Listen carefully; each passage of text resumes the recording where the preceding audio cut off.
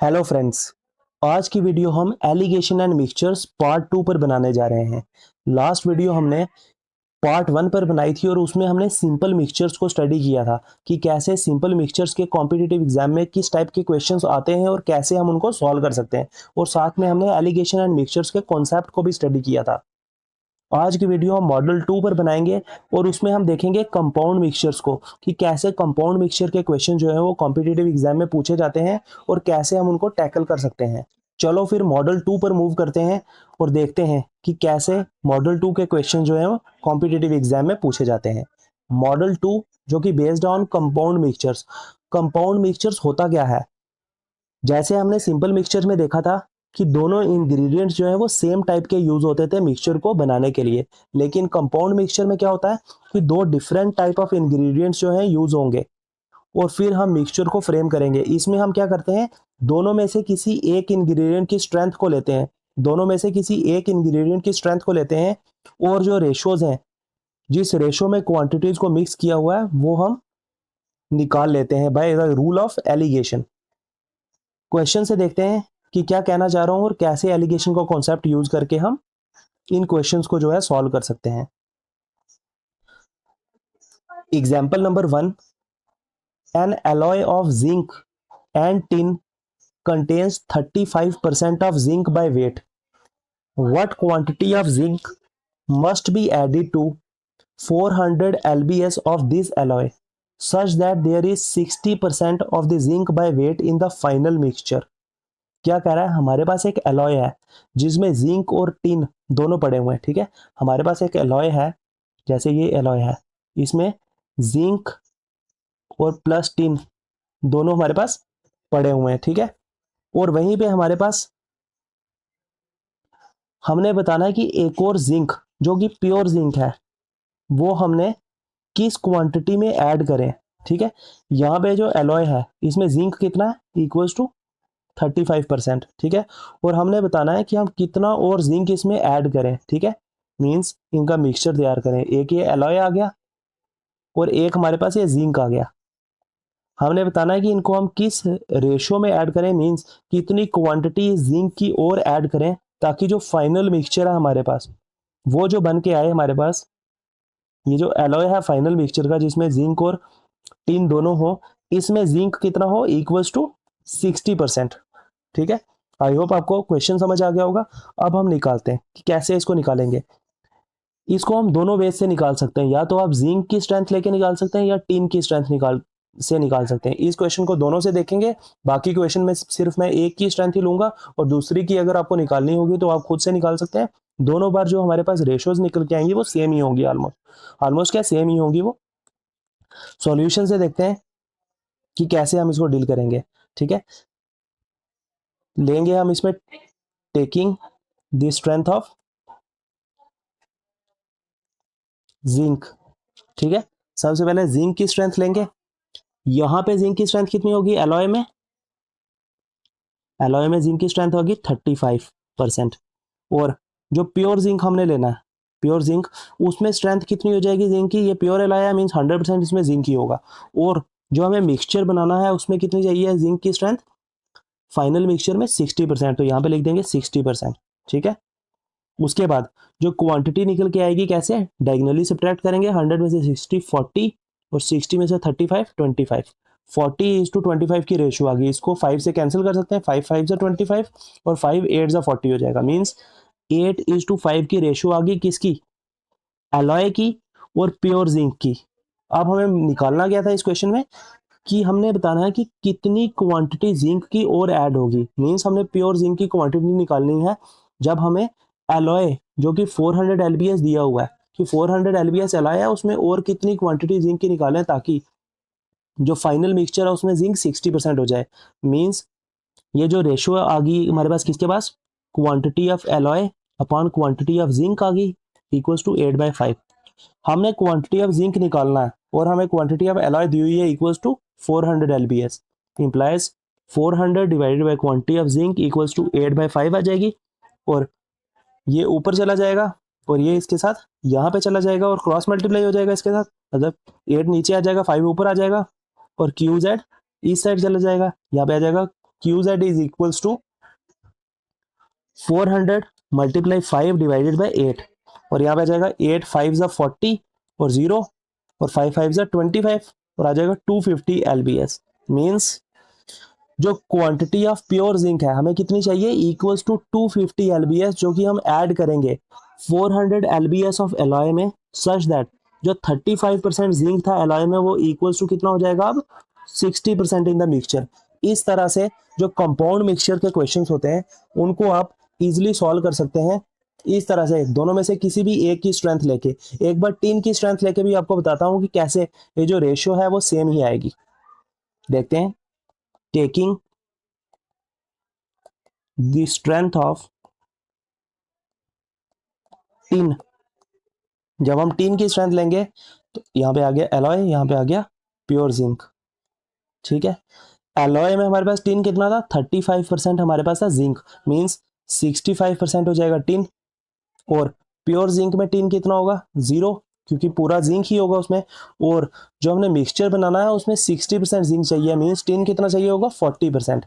अब हम करेंगे इसको डायगोनली सब्ट्रैक्ट, 65 में से 40 निकालेंगे तो आ जाएगा 25, और 40 में से 0 निकालेंगे तो 40, एंड 5 से कैंसिल हो जाएगा, 5 8 जा 40 और 5 5 जा 25, 8:5 की रेशो फिर से हमारे पास आ गई। इस तरह से आप किसी भी एक, ठीक है, कंपाउंड मिक्सचर में 2 इंग्रेडिएंट्स होते हैं, तो आप किसी भी एक इंग्रेडिएंट की स्ट्रेंथ लेके रेशो को जो है फ्रेम कर सकते हैं, अगर आपको सिर्फ रेशो पूछी हो, और अगर उसके बाद आपको क्वांटिटी भी पूछी हो तो आप वो भी निकाल सकते हैं, अगर दोनों में से एक ही क्वांटिटी या on the whole total quantity आपको दी हो तो। ठीक है, आई होप आपको समझ आ गया होगा कि कैसे एलिगेशन का यूज करके आप कंपाउंड मिक्सचर के क्वेश्चन को सॉल्व कर सकते हैं। एक और एग्जाम्पल को देखते हैं तो आपको और ज्यादा क्लियर होगा। एग्जाम्पल नंबर 2 क्या कह रहा है कि 2 vessels A and B contains mixture of milk and water. ठीक है, इसमें क्या है, 2 वेसल्स हैं ए और बी, और दोनों में मिल्क और वाटर का मिक्सचर है। ठीक है, मींस पानी और दूध दोनों में मिक्स हुआ है, और the ratio of milk and water in these two vessels is 5:2 and 8:5 respectively. In what ratio must these mixtures be mixed to form a new mixture containing milk and water in 9:4 ratio? क्या कह रहा है, हमारे पास 2 vessels हैं, एक ए और एक B. ठीक है, ए और बी दो हमारे पास वेसल्स हैं, और उसमें मिल्क और वाटर का मिक्सचर हमें दिया हुआ है। ठीक है, किस रेशो में, ए में जो है 5:2 रेशो में, और बी में 8:5 की रेशो में हमें मिक्सचर दिए हुए हैं, और जब हम इनको ऐड करेंगे तो हमारे पास जो न्यू मिक्सचर बन के आएगा, ठीक है, से ये मिक्सचर है, इसमें जो मिल्क और वाटर की रेशो है वो कितनी हो जाएगी, 9:4। ठीक है, तो हमने बताना है कि ये जो ए और बी है ये किस रेशो में मिक्स हुए। ठीक है, इनकी जो मिक्सचर है वो किस रेशो में हमने मिक्स किया, ताकि जो ये न्यू मिक्सचर निकल के आया उसमें मिल्क और वाटर की रेशो जो है वो 9:4 है। हमें ये सिर्फ मिल्क टू दी वाटर की रेशो दी हुई है, और हमने बताना है A:B की रेशो, मींस ए और बी किस रेशो में मिक्स हुए, सच दैट ये जो मिक्सचर बना उसमें मिल्क और वाटर की रेशो जो है वो 9:4 होगी। आई होप आपको क्वेश्चन जो है वो समझ आ गया होगा। आप सोल्यूशन से देखते हैं कि कैसे इसको सॉल्व करेंगे। हम सबसे पहले क्या लेंगे, हमें मिल्क और वाटर दिया हुआ है, हम या तो मिल्क की स्ट्रेंथ ले सकते हैं या तो वाटर की ले सकते हैं। मैं मिल्क की लूंगा, आप सेम क्वेश्चन को बाद में वाटर की स्ट्रेंथ लेके भी सॉल्व करना, और बाद में कमेंट में जो है बताना कि क्या आपका जो आंसर है वो सेम आया था या डिफरेंट आया था। ठीक है, लेते हैं, by taking strength of milk.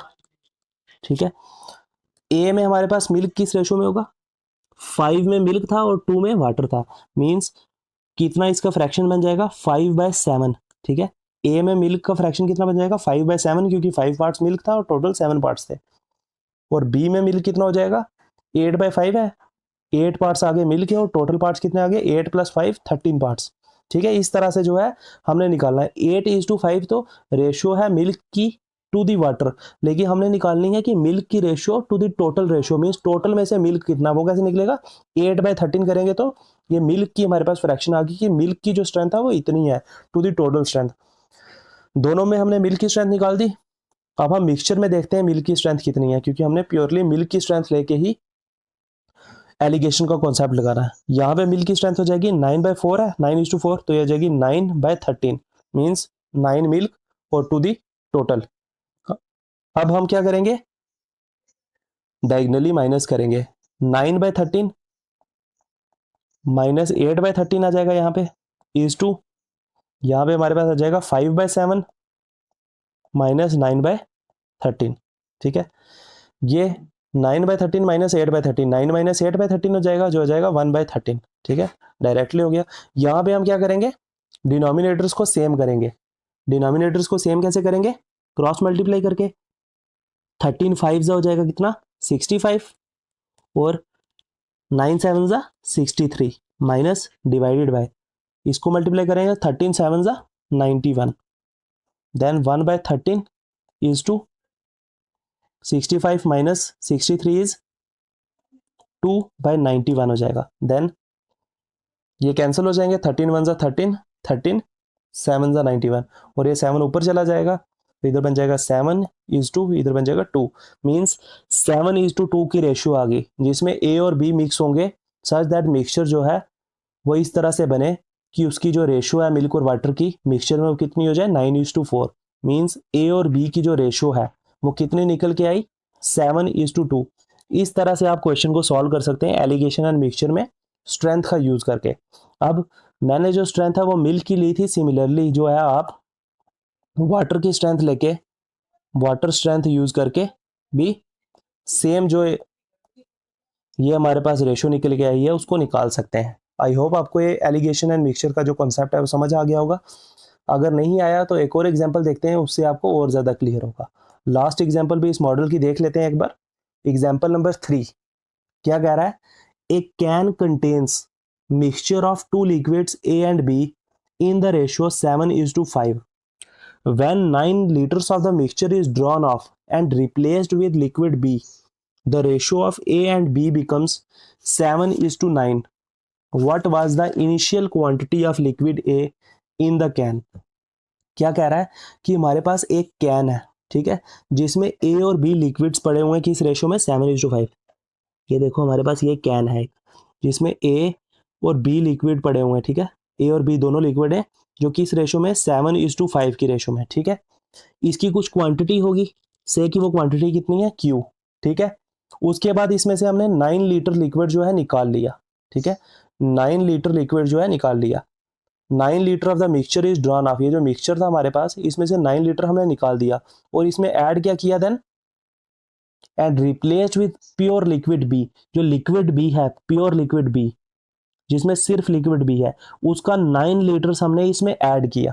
ठीक है, और जो न्यू हमारे पास मिक्सचर निकल के आया इसके बाद, उसमें ए और बी की रेशो कितनी निकल के आ रही है, 7:9, 7:9। ठीक है, प्योर जो ये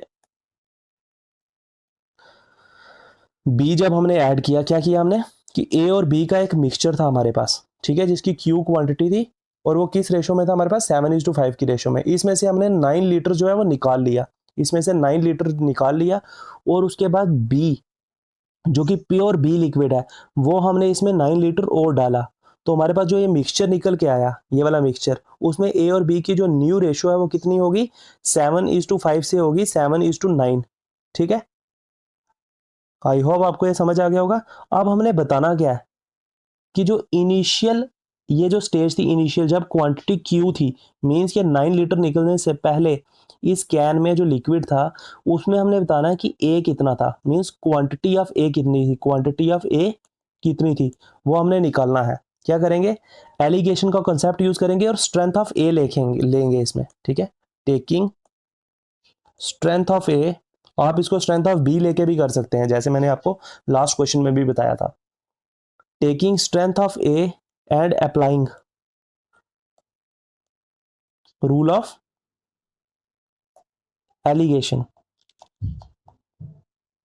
ठीक है, रूल ऑफ एलिगेशन जब इसमें अप्लाई करेंगे तो क्या होगा, ए की स्ट्रेंथ इसमें कितनी है, 7 बाय टोटल 7 + 5 12, और यहां पे ए की स्ट्रेंथ कितनी है, 0, क्योंकि ये प्योर बी है, और ये हमारे पास 9 लीटर, और ये है Q - 9। ठीक है, इसकी क्वांटिटी कितनी है Q-9 और इसकी है 9 लीटर्स, और इनकी स्ट्रेंथ कितनी आ गई, इसमें ए की स्ट्रेंथ, क्योंकि हम ए की स्ट्रेंथ लेके अप्लाई कर रहे हैं एलिगेशन का कॉन्सेप्ट, तो यहाँ पे आ गई 7 ए की स्ट्रेंथ टू दी टोटल 7 + 5 12, और यहाँ पे प्योर बी है, उसमें ए की स्ट्रेंथ हो जाएगी 0, और जो मिक्सचर हमारे पास निकल के आया उसमें ए की स्ट्रेंथ कितनी होगी 7, लेकिन आउट ऑफ 7 + 9 जो कि हो जाएगा 16, मीन्स 7 आउट ऑफ 16 जो स्ट्रेंथ है वो है मिक्सचर में ए की।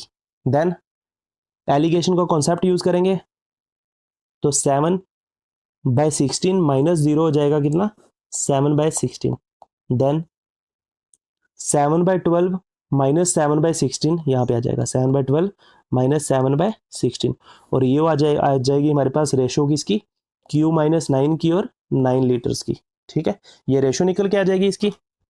उसके बाद यहाँ पे 7/16 का 7/16 ही, और यहाँ पे हमें एलसीएम लेना पड़ेगा क्योंकि डिनोमिनेटर्स को सेम करना, तो इसका एलसीएम हो जाता है 48, 12 और 16 का। तो इसको 48 कैसे बनाएंगे, इसको 4 से मल्टीप्लाई करेंगे, 12 4 से 48, और 16 को 3 से मल्टीप्लाई करेंगे तो ये 48 बनेगा। तो 7 4 से 28 आ गया बाय 48, और माइनस 7 3 से 21/48, और 28 - 21 आ जाएगा 7, और यहाँ पे 7/16 इज टू ये 7/48 हो जाएगा।